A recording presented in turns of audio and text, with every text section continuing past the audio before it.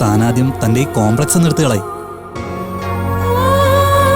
ഞാൻ അന്യനാണെന്ന് താൻ ഇടയ്ക്കിടയ്ക്ക് സ്വന്തം മനസാക്ഷിയെ പറഞ്ഞ് ബോധിപ്പിക്കുന്നതിന്റെ കുഴപ്പമാ ഇതൊക്കെ. താൻ അയിനുവിനെ എങ്ങനെയാണോ കാണുന്നത് അതുപോലെ തന്നെയാ ഞാൻ സച്ചൂട്ടനെയും കാണുന്നത്. ഞാൻ അത്രയ്ക്കൊന്നും വിചാരിച്ചില്ല. ഭാഗ്യം. താൻ ഒരുപാടൊന്നും ആലോചിക്കണ്ട. അവർ രണ്ടുപേരും ഹാപ്പി ആയിട്ടങ്ങ് വളർന്നോളൂ. എടാ മോനെ, അവൾ ഇപ്പോഴും നിന്റെ ഭാര്യ തന്നെയാണ്. അവൾക്ക് എന്തുണ്ടെങ്കിലും അത് നിനക്ക് കൂടെ ഉള്ളതാണ്. വെറുതെ നീ രജിതയും കാത്തിരുന്നിട്ട് ഒരു കാര്യമില്ല. അവളോ അവളുടെ അച്ഛനോ 5 പൈസയ്ക്ക് ഉപകാരത്തിന് ഇനി വരുമെന്ന് എനിക്ക് തോന്നുന്നില്ല. അല്ല, അതുകൊണ്ട് അവളോട് അവളുടെ അച്ഛൻ പറയുന്നത് കേട്ട് ആ ദീപുവിനെ കല്യാണം കഴിച്ച് അവന്റെ കൂടെ അങ്ങ് ജീവിക്കാൻ പറ. അമ്മേ, നീ എന്നോട് ബഹളം വെക്കണ്ട.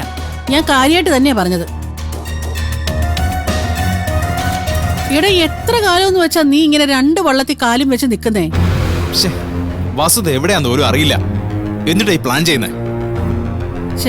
മോനെ, അത് നീ ആദ്യം അന്വേഷിക്കണം. എന്നിട്ട് അവളെ ഇങ്ങോട്ട് കൂട്ടിക്കൊണ്ടു വാ. എന്താ പുറത്തൊരു ശബ്ദം? പുറത്താരോ ഉണ്ടല്ലോ.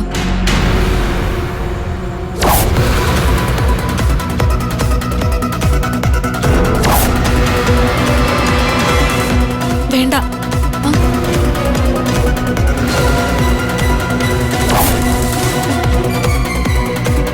അതാരാണെന്ന് നമുക്കറിയില്ലല്ലോ. നമുക്ക് ജനല് തുറന്നാ മതി.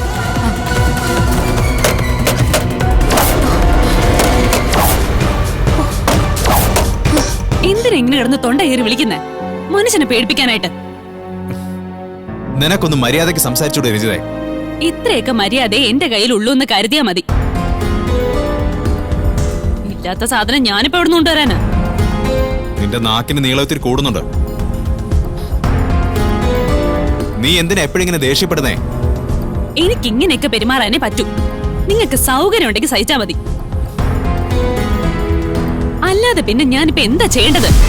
1000 സ്വപ്നങ്ങളുമായി വിവാഹദിനവും കാത്തിരിക്കുന്ന ശരണ്യയും സ്വന്തം വിവാഹം ഒരു ദുരന്തമായതിന്റെ ഭയത്തിൽ വിവാഹം തന്നെ വെറുത്ത ഗിരിയും അവരുടെ ഒരുമിക്കൽ കാത്തിരിക്കുന്ന കുടുംബത്തിന്റെ സന്തോഷം കെടുത്തുവാൻ വസുധയും കുഞ്ഞുങ്ങളും ഒരു കാരണമാവുകയാണോ?